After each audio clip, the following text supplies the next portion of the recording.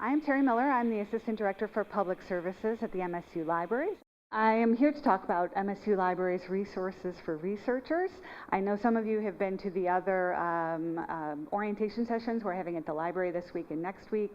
So I want to talk about a few different things than that. So I will go ahead and tell you what we've got. The biggest point that I want to bring up to you today is that you all have library liaisons, and these are really important people in your life here at MSU in order for you to get resources, and not just book resources, not just journal resources, but we do everything from streaming media to data sets to helping you with text mining, and your liaisons are key to that. So I'm not going to go to each one of these pages, but each one of these are links to pages on our webpage that you can find your library liaison. I encourage you will get a letter from our head of collections informing you who that person is, and I encourage you to make an appointment with that person, sit down for an hour, have coffee, have a chat about what your research is. It's really important that they know what you're working on so that we can make sure we have resources for you. And it's really important for you guys to communicate openly about that if you're doing some of these more extensive projects. Our librarians also are often co-PIs on digital scholarship projects. If you're working in digital scholarship, we have experts in metadata, we have coding people, we have research data management people that are all really crucial in these projects.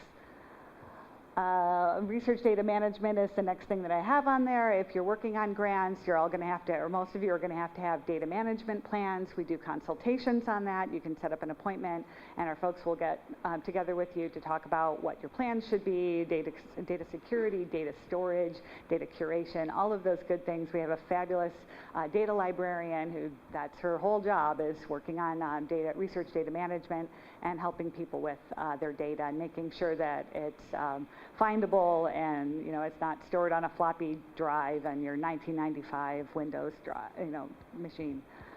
The Library Office of Copyright, really important place for everyone, from doing research to any kind of course materials, things like that. We see a lot of faculty get in trouble when they decide that they're going to scan a book chapter and put it up in D2L instead of going through us. We can actually help you find the resources that you want to get to your students. We often have them, we have purchased them, and we have electronic access. And so we don't want faculty to think, oh, well, it's just a lot easier if I scan this PDF, because that is a copyright violation. We need to go through the proper channels to create stable links to resources and get things to you.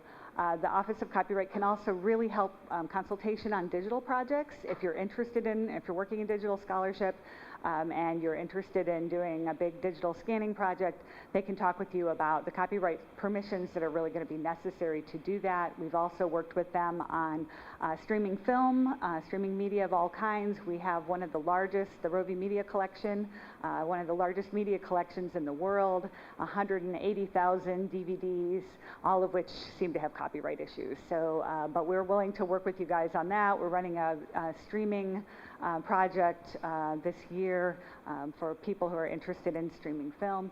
Also, the Copyright Office and your library liaison together can help you. If you're doing any kind of text mining project or any kind of project where you're going to be doing massive amounts of downloads from library databases, we need to know about that. We've had faculty in the past who have done text mining on their own without telling us, and we get our entire database access for the entire campus shut down because of excessive downloading.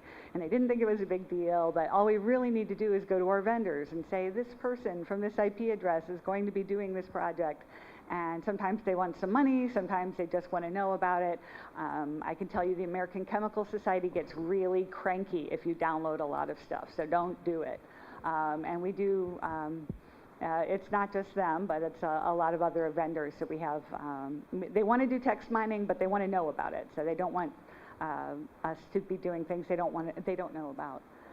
And then resources for finding grants. We have a librarian that maintains an extensive list of resources for finding grants.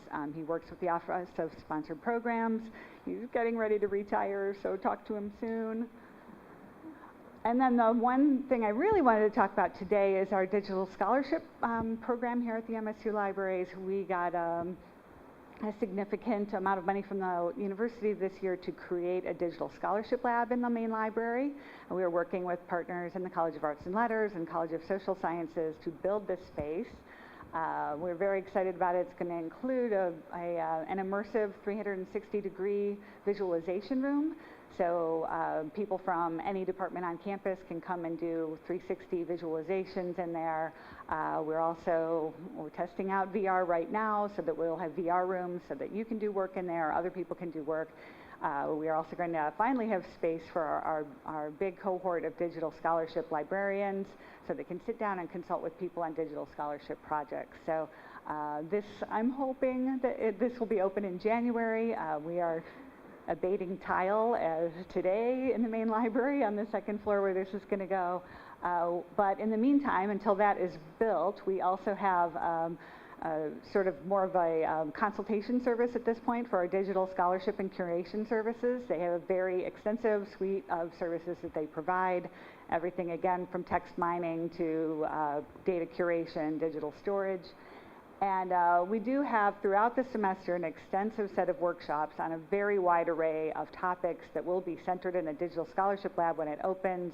Everything from using QGIS to survey instruments to what do we have? Data storage and retrieval, book design. We have one of the largest 3D printing labs on campus. I think we're up to 4 or 5 3D printers of various sizes. So all located on the second floor of the main library. Questions? All right, I did that in 7 minutes. Thank you.